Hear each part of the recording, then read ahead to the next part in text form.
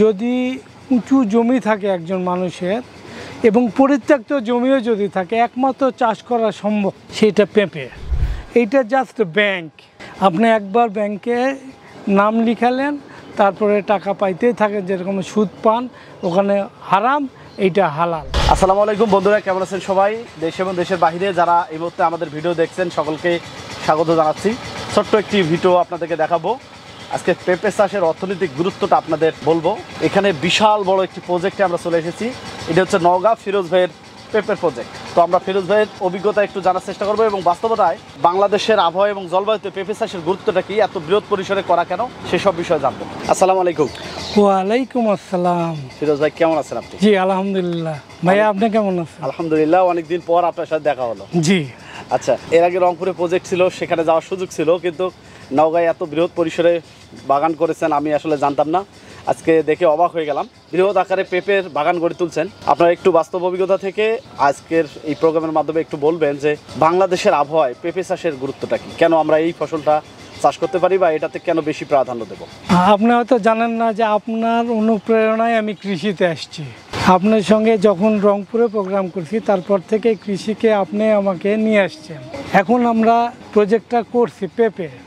বাংলাদেশের আবহাওয়া এবং জলবায়ু, যদি উঁচু জমি থাকে একজন মানুষের এবং পরিত্যক্ত জমিও যদি থাকে, একমাত্র চাষ করা সম্ভব সেটা পেঁপে। এবং এইটা এত অর্থকারী ফসল, কারণ সারা বছর এই পেঁপেটা একবার বপন করার পর সারা বছর এখান থেকে ইনকাম করা সম্ভব। এইটা জাস্ট ব্যাংক। আপনি একবার ব্যাংকে নাম লিখালেন, তারপরে টাকা পাইতেই থাকেন, যেরকম সুদ পান ওখানে হারাম, এইটা হালাল।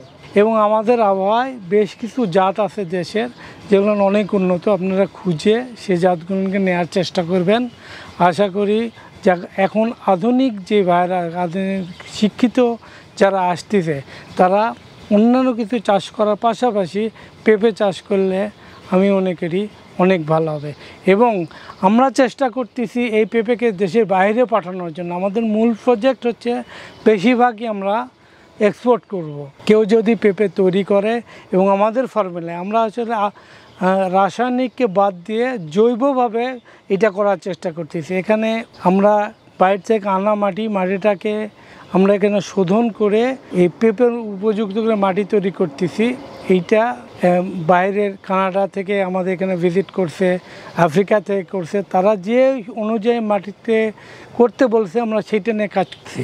26 সাল থেকে আমরা ওদের অনুযায়ী উৎপাদনে যাব, একেবারে রাসায়নিককে আমরা বাদ দিয়ে দেব। তা আশা করি এখান থেকে অনেকে বুঝতে পারবেন। যদি কারো জানা লাগে যে কীভাবে মাটি তৈরি করবে, কিভাবে পরিচর্যা করবে, তা আমাকে জানাইলে আমি এই ব্যাপারে তাদেরকে সাহায্য করার চেষ্টা করব। ওভারঅল বাংলাদেশের বাজারে পেঁপের চাহিদা কেমন এবং বহির্বিশ্বে পাঠানোর একটা পরিকল্পনা করতেছেন, এতে করে আপনারা আর্থিকভাবে কতটা লাভবান হবেন? লাভবান কি হব জানি না, কিন্তু পেঁপে করলে লস হওয়ার কিছু নয়। এই একটা গাছ এখনই এখানে 80 কেজি পেঁপে আছে। 80 কেজি পেঁপের যদি কাঁচা মূল্য ধরেন 10 টাকা কেজি, তাহলে 800 টাকা। একটা গাছ এই পর্যায়ে নিয়ে আসছে সর্বোচ্চ, মানে আমাদের একটু বেশি খরচ হয় যেহেতু সব লোকজন দিয়ে করি, আর যারা নিজেরা করবে 120 টাকাতে হয়ে যাবে। এখন বুঝে নেন কী রকম লাভবান হওয়া সম্ভব পেঁপে থেকে। যাই হোক, ফিরোজ ভাই, আরও অনেক কথা হবে পেঁপে চাষ নিয়ে, পরবর্তীতে পরিকল্পিতভাবে করব। আজকে হঠাৎ করে আপনার এখানে এসে দেখে ভালো লাগলো, যার কারণে 2-4টি তথ্য দর্শকদের দেওয়ার চেষ্টা করলাম। আপনি ভালো থাকবেন, সুস্থ থাকবেন। আসসালামু আলাইকুম। আপনিও ভালো থাকবেন, সুস্থ থাকবেন। আসসালামু আলাইকুম।